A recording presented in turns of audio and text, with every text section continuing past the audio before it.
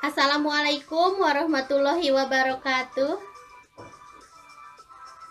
Para mahasiswa Sejarah Sastra Indonesia, pada pertemuan kali ini kita akan membahas mengenai sejarah sastra Indonesia periode 1945.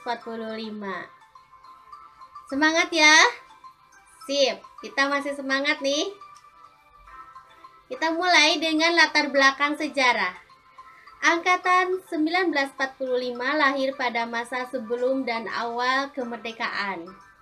Lahir dalam lingkungan fasisme Jepang dan perang mempertahankan kemerdekaan. Sastra angkatan 1945 ini pun menjadi pusat perhatian para sastrawan di seluruh Indonesia.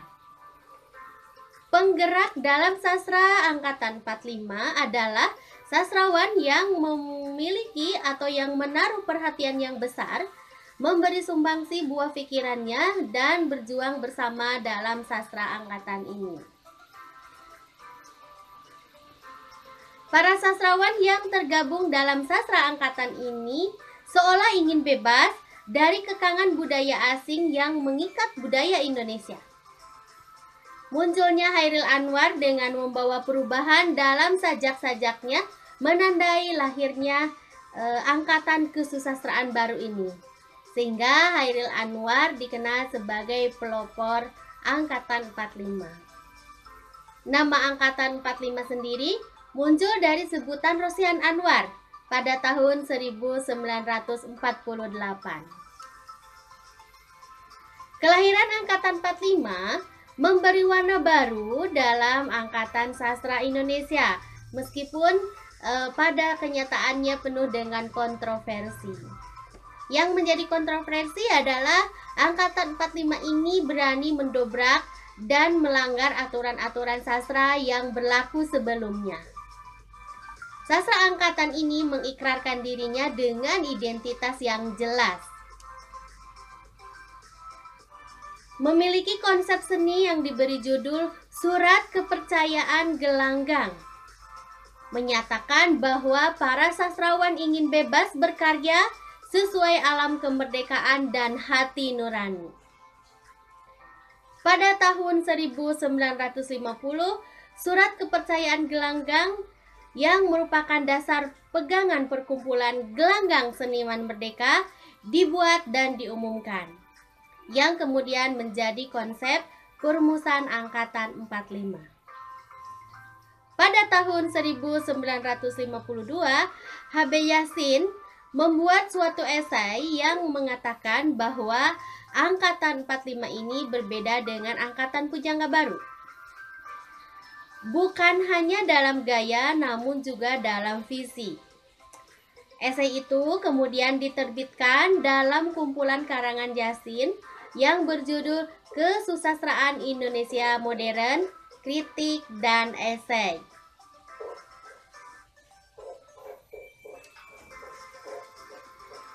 Ini adalah ringkasan atau isi pokok dari Surat Kepercayaan Gelanggang. Yang pertama, angkatan 45 memandang dirinya sebagai ahli waris kebudayaan dunia dan akan diteruskan kebudayaan itu menurut cara mereka sendiri. Yang kedua, keindonesiaan mereka hanya dapat dikenal dari wujud pernyataan hati dan pikiran mereka, bukan dari bentuk-bentuk lahirnya. Yang ketiga, kebudayaan Indonesia baru tidak semata-mata berdasarkan kebudayaan Indonesia lama, tetapi ditetapkan dari ramuan hasil kebudayaan yang datang dari segenap penjuru dunia, yang kemudian dilontarkan kembali dalam wujud ciptaan menurut kehendak mereka. Revolusi bagi mereka adalah penempatan nilai-nilai baru di atas nilai-nilai lama yang sudah usang yang harus dihancurkan. Mereka berpendapat bahwa antara masyarakat dan seniman terjadi saling mempengaruhi. Ini sumbernya dari buku Sarwadi ya, Sejarah Sastra Indonesia Modern. Silakan dibaca ulang ya. Nah, angkatan 45 ini memiliki sebutan yang cukup banyak ya, tidak hanya satu. Ada yang menyebut dengan angkatan kemerdekaan, Angkatan Hairil Anwar, Angkatan Perang, Angkatan Sesudah Perang, Angkatan Sesudah Pujangga Baru, Angkatan Pembebasan, dan ada yang menyebut juga generasi gelanggang.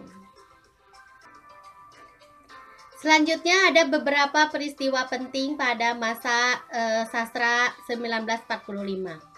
Yang pertama ada Proklamasi Kemerdekaan Indonesia pada 17 Agustus 1945. Kemudian terjadi penjajahan Jepang 1942 hingga 1945. Lalu terjadi agresi militer Belanda yang ke-1 dan yang kedua pada 21 Juli 1949 dan 18 Desember 1948. Ada juga penyerahan kedaulatan Republik Indonesia pada 12 Desember 1949. Kemudian terjadi gebrakan Hairil Anwar dengan bahasa puisinya yang pendek, padat, berbobot, dan bernas, dan struktur puisinya yang menyimpang dari pola sastra sebelumnya. Serta ada pertama kali diumumkannya Surat Kepercayaan Gelanggang pada 23 Oktober 1950. Karakteristik sastra angkatan 45. Yang pertama, aliran yang berkembang pada periode ini adalah ekspresionisme dan realisme. Karya sastra bercorak realisme diwarnai dengan pengalaman hidup dan gejolak sosial politik budaya yang terjadi di tengah bangsa Indonesia pada masa tersebut. Revolusioner dalam bentuk dan isi. Di sini membuang tradisi lama dan menciptakan bentuk baru sesuai dengan getaran sukmanya yang merdeka. Kemudian mengutamakan isi dalam pencapaian tujuan yang nyata. Bahasanya pendek, terpilih, padat, berbobot. Dalam proses mencari dan menemukan hakikat hidup. Seni adalah sebagai sarana untuk menopang manusia dan dunia yang sedalam-dalamnya. Ekspresionis di sini adalah mengutamakan ekspresi yang jernih. Masih juga karakteristik yang lain yaitu individualis. Di sini lebih mengutamakan cara-cara pribadi. Kemudian humanisme universal, bersifat kemanusiaan umum. Indonesia dibawa dalam perjuangan keadilan dunia. Tidak terikat oleh konvensi masyarakat, yang penting adalah melakukan segala percobaan dengan kehidupan dalam mencapai nilai kemanusiaan dan perdamaian dunia. Tema yang dibicarakan adalah humanisme, sahala atau martabat manusia, penderitaan rakyat, moral, keganasan perang, dengan keroncongnya perut lapar. Ini untuk aliran realismenya ya. Nah, kemudian kita bahas mengenai sastrawan dan karya angkatan 45. Tentu saja yang pertama sebagai pelopornya adalah Hairil Anwar. Ya, Anda bisa mencari siapa sosok Hairil Anwar ya. Lahir di Medan 26 Juli 1922 dan meninggal 28 April 1949. Dikenal sebagai anarkis individualis, menulis puisi sejak 1942. Dikenal sebagai penyair dengan vitalitas atau tenaga hidup atau semangat yang meluap-luap. Bersifat individualistik, tidak terikat konvensi atau tradisi ya. Berpangkal pada sikap eksistensialistik. Manusia hidup harus mengisi eksistensinya. Keakuan dan kepentingan martabat dan nilai manusia, nilai-nilai kemanusiaan diutamakan ya. Untuk karya Hairil Anwar ada Deru Campur Debu. Kemudian puisi-puisinya ya, yang pertama itu puisi berjudul Nisan pada Oktober 1942. Nah, kemudian di puisi yang lain dari puisi 1942 hingga 1944 itu ada sekitar 36 puisi asli, kemudian 2 puisi saduran yang berjudul Rumahku dan Kepada Peminta-minta ya. Nah, namun hingga 1949 itu tercatat ada 94 tulisan yang terdiri atas 70 puisi asli, 4 puisi saduran, 10 puisi terjemahan, 6 prosa asli, dan 4 prosa terjemahan. Nah, ini menurut HB Yasin ya. Kemudian ada karyanya bersama dengan Asrul Sani dan Rifai Afin, yaitu 3 Menguak Takdir. Nah, karya yang lain ada Kerikil Tajam, Yang Terhampas, dan Yang Putus ya. Kemudian Aku Ini Binatang Jalang. Kemudian ada Pulanglah Dia Si Anak Hilang, ini terjemahan ya. Kemudian Kena Gempur juga karya terjemahan.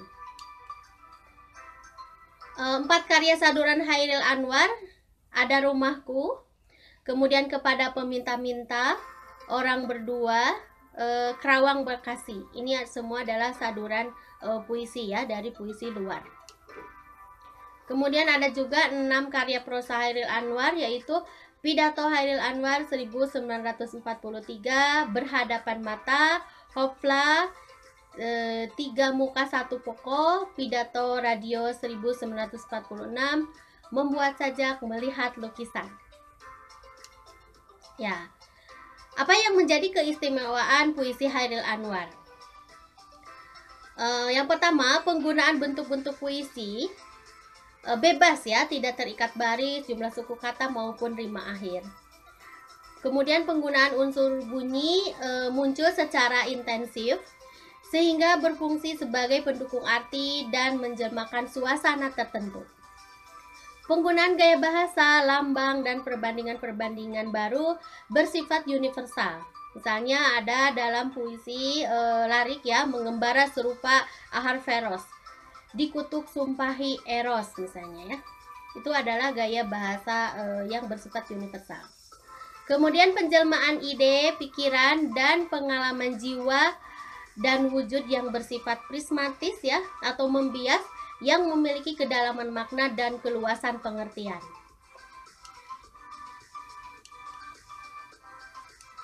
Ya.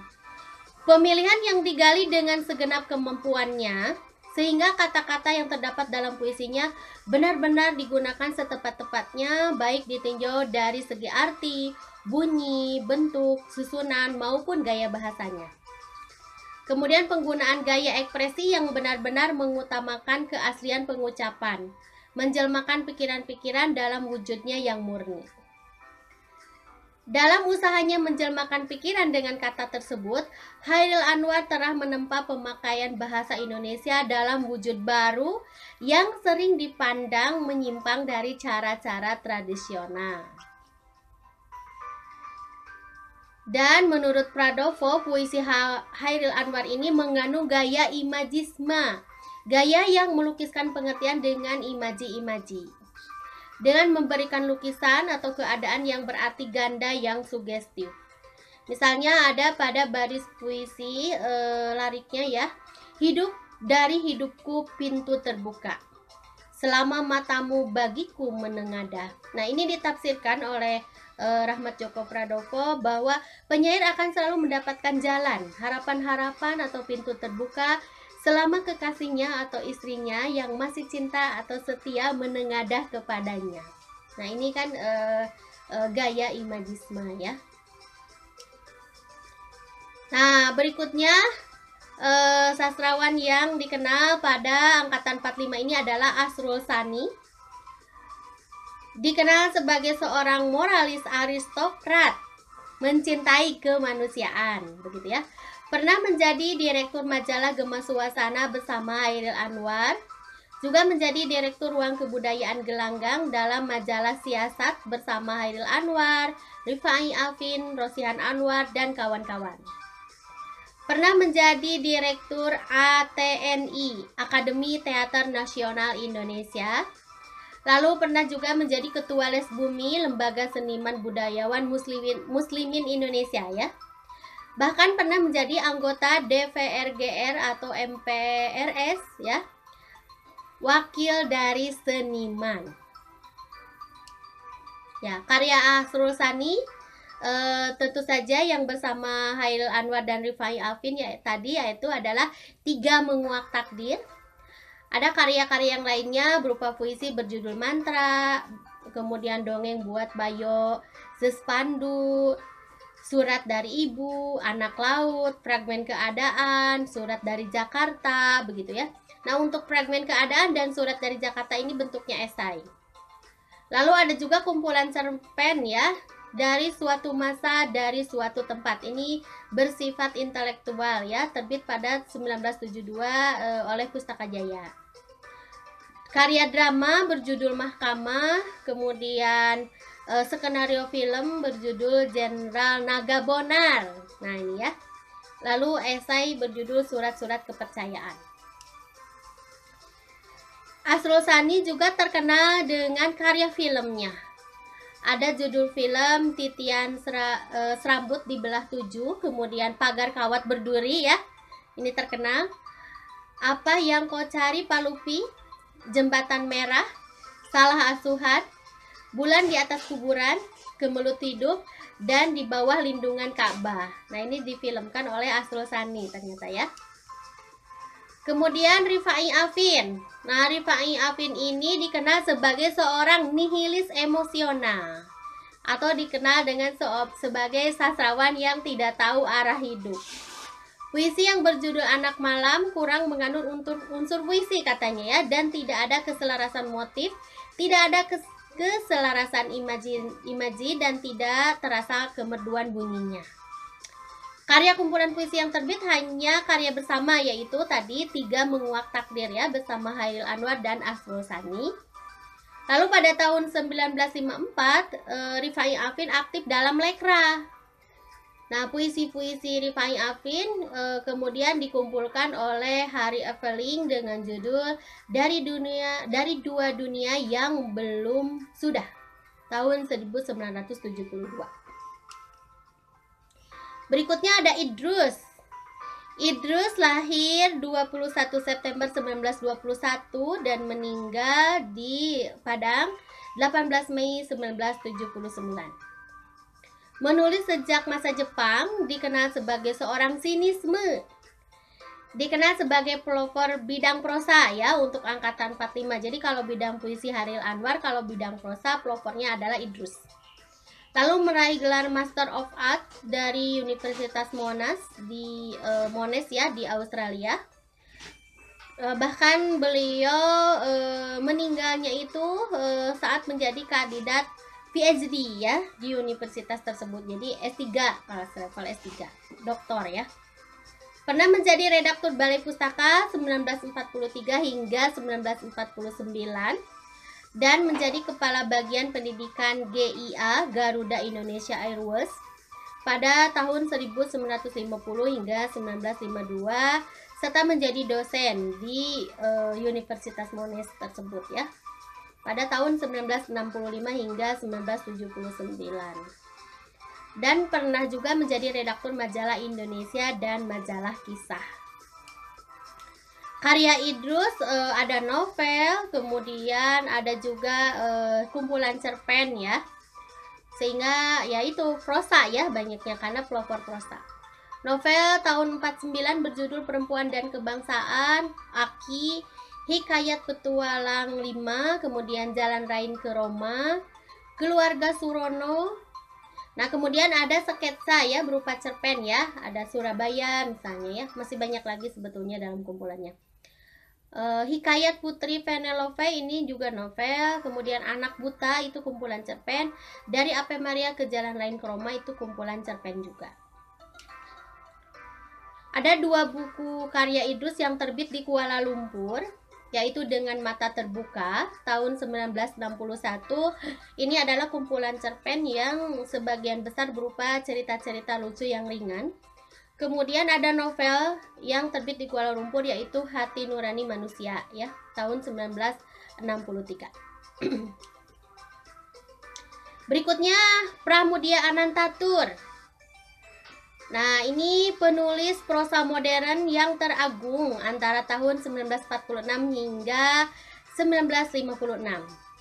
Pada tahun 1947 bekerja pada Suara Indonesia Merdeka di Jakarta.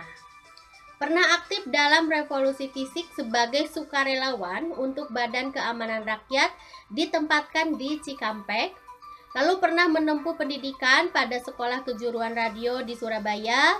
Kemudian bekerja sebagai juru ketik untuk surat kabar Jepang di Jakarta selama pendudukan Jepang di Indonesia.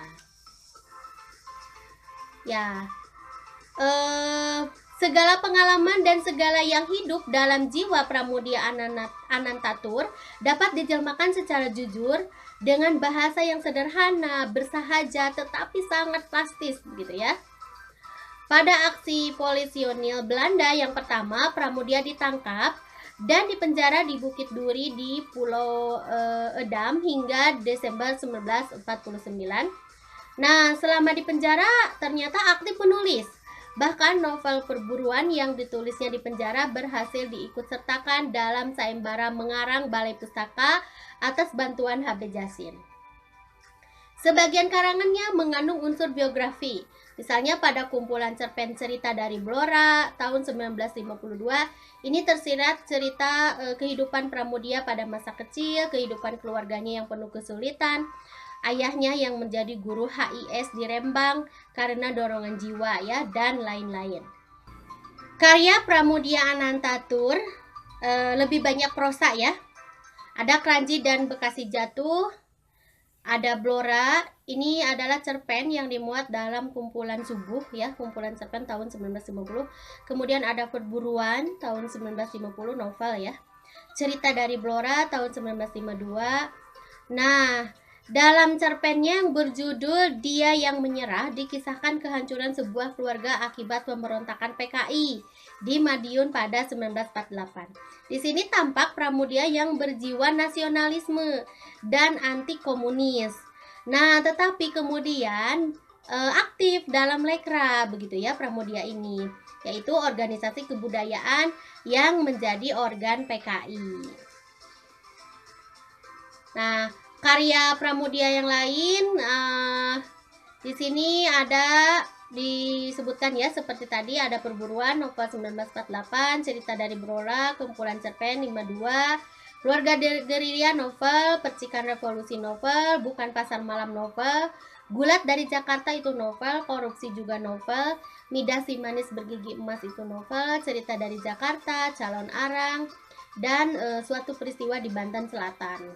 Jadi ini sangat produktif begitu ya menulis novel.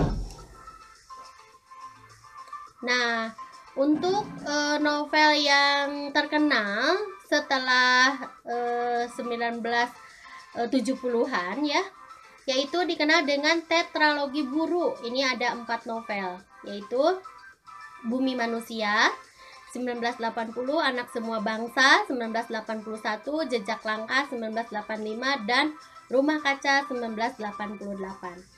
Keempat cerita dari novel ini dibacakan sebelumnya sebelum diterbitkan ya secara lisan kepada tahanan-tahanan lain semasa Pramudia diasingkan di Pulau Buru oleh pemerintah Indonesia pada tahun 65 sampai 79. Jadi tetralogi ini sebetulnya ditulis sekitar tahun 1973 saat Pramudia ditahan di Pulau Buru. Nah, di sini Pramudia memiliki keleluasaan untuk melanjutkan kreatif ya menulisnya. Nah, kemudian baru diterbitkan ya novel ini, tetapi dilarang peredarannya pada masa itu. Nah, pemerintah Indonesia menuduh bahwa karya-karya Pramudia Anantatur ini mengandung pesan Marxisme-Leninisme yang dianggap tersirat dalam kisah-kisahnya gitu ya, dari tahun 70-an.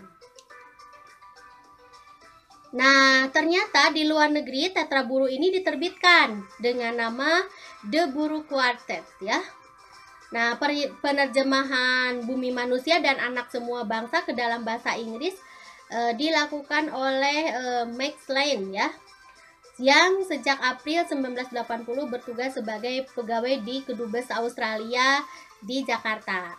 Nah, ternyata Max Lane ini dikembalikan ke negaranya pada September 1981 karena menerjemahkan buku tersebut, begitu ya. Nah, karya itu diterjemahkan juga ke dalam bahasa Rusia pada tahun 1986 oleh I. Wredenke ya, dengan kata pengantar dari Vyshorski. Nah, dengan judul Mirslevsky yang diterbitkan oleh Badan Penerbit Progress. Nah, ini ya karya-karyanya. Nah, otomatis ya setelah masa reformasi karya ini bisa beredar kembali, tidak dilarang lagi. Dan kita bisa menikmati karya ini. Untuk karya cerpen Pramudia Anantatur ini tercatat sekitar 32 cerpen yang diterbitkan di berbagai majalah ya. Ada di Zenit, kemudian ada di Pancawarna begitu. Ini saya kumpulkan ya. Ada Bukan Pasar Malam, itu juga selain novel ternyata ada cerpennya, kemudian ada judulnya Kapar Gersang, Yang Cantik dan Yang Sakit. Nah itu. Kemudian Mohtar Lubis. Mohtar Lubis lahir di Padang 7 Maret 1922, kemudian meninggal 2 Juli 2004. Terkenal sebagai wartawan surat kabar yang dipimpinnya, yakni Indonesia Raya. Nah, sebagai wartawan beberapa kali pergi ke mancanegara dan kisahnya ditulis dalam buku. Mohtar Lubis juga pernah ditahan hampir 9 tahun ya, hampir 9 tahun, yaitu pada 1956 hingga 1966 dengan alasan menentang konsepsi politik pemerintah dengan garang gitu ya. Mohtar Lubis bersama HB Jasin, Taufik Ismail dan kawan-kawan pada 1966 menerbitkan majalah Horizon. Gaya kepenulisan Mohtar Lubis lebih ke gaya jurnalistik ya, karena terbawa sebagai jurnalisnya ya. Nah, ini terutama dalam cerpen-cerpennya. Kalimatnya singkat, pendek, menyerupai laporan. Tampak kejujuran dan sifat terus terang terhadap masalah yang diangkat ya. Menurut Theo, nada terus terang yang menyalurkan fakta-fakta bersahaja dari karya Mohtar Lubis ini sangat berkesan. Anda boleh membaca sejarah sastra Indonesia modern Theo ya. Lalu terdapat daya pesona tambahan yang menarik berupa lelucon yang jelas dengan anekdot-anekdot dalam cerpennya menurut Theo ya. Lalu juga terdapat unsur monologue interior ya. Ekspresi karakter, pikiran, dan perasaan dalam narasi ya, monologue interior itu. Dan pengaruh ilmu jiwa Sigmund Freud ya, ternyata dalam karya-karya Mohtar Lubis ini muncul. Ada karyanya berupa kumpulan cerpen judulnya Si Jamal tahun 1950, berupa sastra kritik yang dengan nada sloroh menyindir tingkah laku dan perbuatan orang yang dapat mencari kesempatan untuk kepentingan sendiri pada masa revolusi. Kemudian Perempuan, kumpulan cerpen tahun 56, diilhami hasil pekerjaannya di luar negeri gitu ya. Salah satu cerpen dalam kumpulan ini adalah Kebun Pohon Kastanye, melukiskan keutamaan manusia di tengah-tengah Korea. Menurut Rosidi, ini merupakan cerpen yang terbaik. Ada novel ya, novel yang terkenal apa? Jalan Tak Ada Ujung dan Tak Ada Esok. Kemudian ada juga Senja di Jakarta, ini ditulis saat berada di tahanan. Diterjemahkan ke dalam bahasa Inggris ya, judulnya Twilight in Jakarta. Diterbitkan juga ternyata di Kuala Lumpur dalam bahasa Melayu. Kemudian novel yang lain adalah Tanah Gersang, Harta Karun, ini berupa cerita anak. Lalu novel yang berjudul Hutan, yang berikutnya diterbitkan dengan judul Harimau-Harimau. Anda pasti pernah membaca ya, Harimau-Harimau. Nah, Mohtar Lubis ini mendapat banyak penghargaan ya. Ini ada hadiah Magsaysay dari pemerintah Filipina bidang kesusastraan tahun 66. Hadiah pena emas dari World Federation of Editor and Publisher ya. Kemudian novel Tak Ada Ujung, Jalan Tak Ada Ujung mendapat hadiah sastra BMKN. Lalu cerpen Musim Gugur ini menggondol hadiah majalah Kisah. Lalu cerpen yang berjudul Perempuan ini mendapat hadiah sastra nasional BMKN tahun 56. Harimau-Harimau pada tahun 75 meraih hadiah Yayasan Buku Utama Departemen P dan K ya. Kemudian novel Maut dan Cinta meraih hadiah Yayasan Jaya Raya. Dan Mohtar Lubis juga menerima anugerah sastra Hairil Anwar pada 1992. Masih banyak ya karya Mohtar Lubis, juga ada yang berupa buku, yaitu Perlawatan ke Amerika Serikat, Pengenalan di Asia Tenggara, Catatan Korea, Indonesia di Mata Dunia. Nah, ini menurut tuh kisah-kisah perjalanan kewartawanan Mohtar Lubis menjadi bacaan yang baik begitu ya, menjadi buku yang baik, berisi fakta-fakta dengan penyampaian yang menarik berupa anekdot dan kisah-kisah yang menggaraminya katanya ya. Berikutnya ada Ahdiat Kak Miharja. Ahdiat ini orang Jawa Barat ya, tepatnya di Garut, lahir 1911, kemudian meninggal 2010 di Australia. Dalam karyanya menggunakan bahasa yang lancar dan lincah. Banyak menggunakan kalimat perbandingan dengan kata-kata bahasa daerah.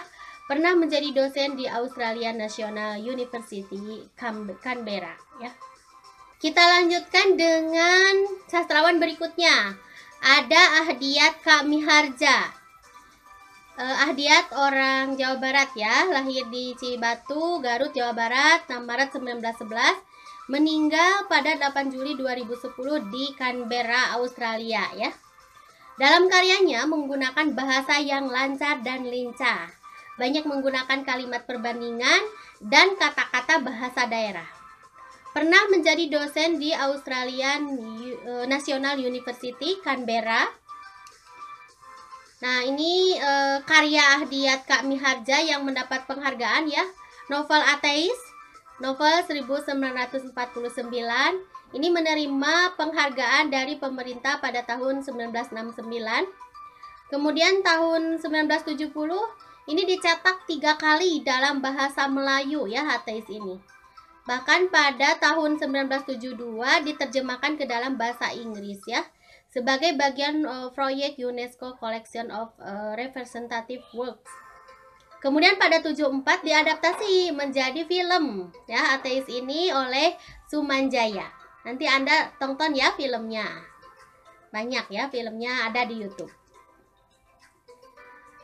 Nah, karya Ahdiat Kak Miharja yang lain ada Keretakan dan Ketegangan. Ini adalah kumpulan cerpen tahun 56. Ini juga mendapat hadiah nasional dari BMKN tahun 56. Lalu ada Bentrokan dalam Asrama. Ini merupakan drama anak-anak tahun 1952. Kemudian Kesan dan Kenangan, ini cerita ya. Kemudian Polemik Kebudayaan, ini berupa buku. Berikutnya ada Sitor Sitomorang. Sitor lahir tahun 1923, meninggal Desember 2014. Termasuk penyokong penamaan Angkatan 45. Pernah menjadi ketua umum pertama LKN, Lembaga Kebudayaan Nasional, yang bernaung di bawah PNI. Lalu tahun 66 ditahan karena terlibat G30 SPKI. Lalu puisi-puisinya dibangun dari kemerduan bunyi dan lukisan yang menimbulkan pertentangan-pertentangan. Karya Sitor Situmorang ada Surat Kertas Hijau, kumpulan puisi 1954. Dalam Saja, kumpulan puisi 1955, Wajah Tak Bernama, kumpulan puisi 1956, Zaman Baru, kumpulan puisi 1962, Pertempuran dan Salju di Paris, kumpulan cerpen 1956, kemudian Jalan Mutiara, ini adalah kumpulan drama tahun 1954 yang terdiri atas 3 lakon, yaitu ada Pulau Batu, Pertahanan Terakhir, dan Jalan Mutiara. Nah, puisi Sitor Situmorang ada yang ramai dibicarakan ya, judulnya Malam Lebaran. Ini hanya terdiri atas 1 baris puisi saja, 1 larik saja ya. Jadi judulnya Malam Lebaran, lariknya adalah Bulan di Atas Kuburan. Ini banyak dibicarakan dan memiliki multi tafsir ya. Silakan Anda cari. Lalu kumpulan puisi yang terbit yang lainnya adalah Dinding Waktu 1976, Peta Perjalanan 1976. Ini mendapat hadiah dari Dewan Kesenian Jakarta pada tahun 1978 untuk puisi yang terbobot mungkin ya, untuk puisi yang terbobot patah. Ini apa ya? Nanti Anda cari ya. Ada Trisno Soemardjo. Nah, ini lahir di Surabaya 6 Desember 1916, meninggal di Jakarta 21 April 1969. Trisno ini terkenal sebagai seorang pelukis yang menerbitkan majalah seniman di Salah bersama pelukis S. Sujoyono. Kemudian cakap dalam menulis cerpen, puisi, drama, esai, kritik, dan sebagai penerjemah sastra dunia. Wow. Nah, ini karya Trisno Soemardjo ya. Ada Kata Hati dan Perbuatan, kumpulan berisi 5 cerpen, 2 drama pendek, dan beberapa puisi. Lalu ada Cita Taruna, drama ini bersifat alegoris. Ada Rumah Raya, ini 2 cerita. Kemudian Daun Kering, kumpulan cerpen.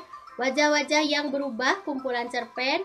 Keranda Ibu, ini kumpulan cerpen juga. Penghuni Pohon, kumpulan cerpen. Dan Siluet, ini kumpulan puisi. Nah, karya terjemahan Trisno Soemardjo banyak ya. Karya-karya terjemahan dari karya Shakespeare. Ini Hamlet, Macbeth ya, Saudagar Venezia, Prahara, Manasuka, Impian di Tengah Musim, Romeo dan Juliet ya, Antonius dan Cleopatra. Lalu ada terjemahan dari yang lainnya, Dongeng-dongeng Perempuan, kemudian Dr. Zhivago. Nah, ini bisa Anda baca dari Ikhtisar Sejarah Sastra Indonesia yang ditulis oleh Ayib Rosidi.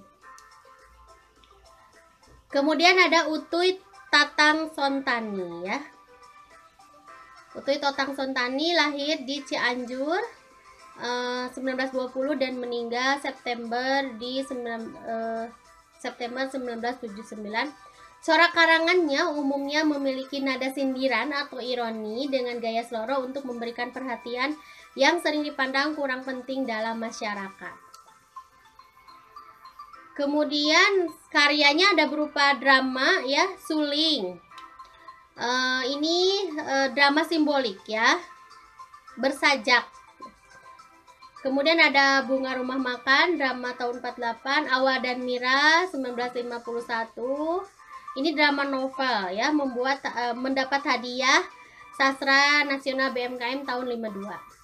Lalu ada Manusia Kota, ini drama yang terdiri atas 4 lakon. Ada Manusia Iseng, Sayang Ada Orang Lain, Di Langit Ada Bintang, dan Saat Yang Genting. Kemudian ada Selamat Jalan Anak Kufur. Ini juga drama yang terdiri atas 2 lakon, yaitu Selamat Jalan Anak Kufur itu sendiri dan Di Muka Kaca. Ada Sangkuriang juga, drama yang berbentuk libretto ya, saduran dari cerita rakyat Sunda. Awalnya ditulis tahun 53 dalam bentuk drama prosa, ini Sangkuriang ya. Kemudian Sikabayan, ini drama komedi dari cerita Sunda. Jadi kalau Anda nonton Sikabayan itu adalah karya Utuy Tatang Sontani ya. Ada Sikampeng, drama agitasi, Mengganyang 7 Setan Desa ya. Nah, kemudian ini judulnya Tambera, itu adalah novel sejarah. Kemudian Orang-orang Sial merupakan kumpulan cerpen. Nah, ada juga pengarang lainnya yaitu Aoh K. Hadimadja. Ini lahir di Bandung, Jawa Barat 1911 dan meninggal 1973. Ini sering menggunakan nama samaran Karlan Hadi ya. Sejak tahun 53 bekerja di Eropa sebagai pegawai radio. Ini Hilversum Netherlands dan pada BBC London ya. Nah, karya Aoh K. Hadimadja ada Zahra. Di sini puisi religius ya isinya. Kemudian lakon juga. Jadi kumpulannya berisi puisi dan drama ya. Puisinya berjudul Pecahan Ratna, kemudian lakon drama berjudul Lakbok ya. Kemudian ada puisi juga Di Bawah Kaki Kebesaranmu.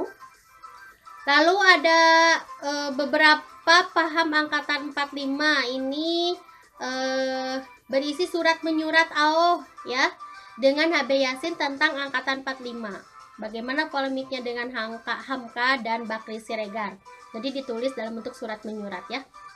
Epistoler. Kemudian ada buku judulnya Seni Mengarang, juga aliran klasik romantik dan realisme dalam kesusastraan. Nah, ada juga pengarang lain yaitu M. Balfas. M. Balfas meninggal di Jakarta tahun 75 ya, lahir 1922. Pernah menjadi redaktur majalah Kisah tahun 53 bersama HB Yasin dan Idrus. Karyanya ada Lingkaran-lingkaran retak, kumpulan cerpen, kemudian retak, novel. Kemudian ini diterbitkan di Malaysia ya, novel retak ini. Lalu ada Tamu Malam, drama dalam Indonesia. Lalu ada Suling Emas, cerita anak. Dan Anak-anak Kampung Jambu, ini juga cerita anak. Kemudian ada biografi Dr. Cipto Mangunkusumo, Demokrat Sejati. Nah, dan cerpen-cerpennya sebenarnya tersebar di berbagai majalah dari 1948 hingga 1966. Nah, untuk cerpen Indonesia yang populer pada tahun 45 ada dari Nur Sultan Iskandar, Putri Pahlawan Indonesia, Hairil Anwar ya, Tengku Mat Amin dan Hofla. Kemudian dari Muhammad Dimyati ada Tangan Mencencang Bahu Memikul. Dari Idrus ada Kisah Sebuah Celana Pendek. Dari AO Karta Hadimaja ada Coret-coret Revolusi. Di Tengah Kenyataan Sebuah Bingkisan dan Jiwa Merdeka di Bawah Tiga Warna, ini adalah karya HB Yasin. Nah, Anda bisa membaca mengenai karya sastra 45 ini, memperkaya pengetahuan, silakan dalam Ensiklopedia Sastra Indonesia, kemudian dalam buku Sejarah Sastra Ikhtisar Sejarah Sastra Indonesia Ayib Rosidi, Sejarah Sastra Indonesia Modern Sarwadi, dan Sastra Indonesia Modern Jilid 1 tuh ya. Kemudian di Ensiklopedia Sastra Indonesia secara daring dari Badan Pengembangan dan Pembinaan Bahasa Kementerian Pendidikan dan Kebudayaan Indonesia. Ya, terima kasih atas perhatian Anda, karena ini sejarah 45 banyak sekali ya, jadi sangat panjang videonya. Sampai berjumpa dengan sesi berikutnya. Wassalamualaikum warahmatullahi wabarakatuh.